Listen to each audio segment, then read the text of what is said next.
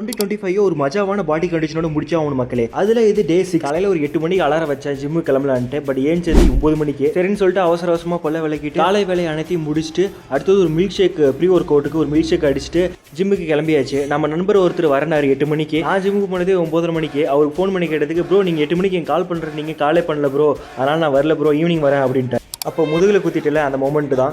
சரி ஜிம்மில் யாருமே இல்லை, சும்மா விடுவோமா, சட்டையை கழட்டிட்டு ஒர்க் அவுட் பண்ண ஆரம்பிச்சவன் தான். பேக் ஒர்க் அவுட் தான். ஸோ வழக்கம் போல் எல்லா ஒர்க் அவுட்லையும் அப் டு ஃபெயிலியர் வரைக்கும் பண்ணி முடிச்சு இன்னைக்கான ஒர்க் அவுட்டும் முடிச்சிட்டேன். டீடைல்ஸ் நான் ஃபர்ஸ்ட் கமெண்ட்டில் பின் பண்ணி வைக்கிறேன், மறக்காமல் செக் பண்ணி பார்த்துக்கோங்க, வேணுங்கிறவங்க ஃபாலோ பண்ணிக்கலாம். ஒர்க் அவுட் அந்த மாதிரி தரமான work out. Because background song கேளுங்க. என்னோட சின்ன வயசுலேருந்து நான் விஜய் சாரோட படத்தை பார்த்து தான் வளர்ந்தவன். அதனால் எனக்கு கொஞ்சம் ஹார்ட் பிரேக் மூமெண்ட்டாக இருந்துச்சு. எஸ்டர்டே வந்து அவருடைய லாஸ்ட் மூவியோட ஆடியோ லான்ச் நடந்துச்சு.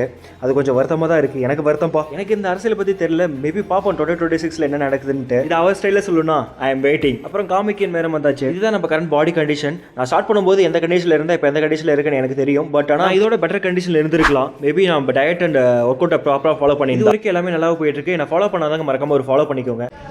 எல்லாருமே ஒரு நாள் ஜெயிப்போம். அதுக்கான ஹார்ட் ஒர்க்கு போடுங்க, வலிமையாக இருங்கடா பாய்ஸ் அண்ட் வலிமையாக இருங்கடா கேர்ள்ஸ். ஓகே.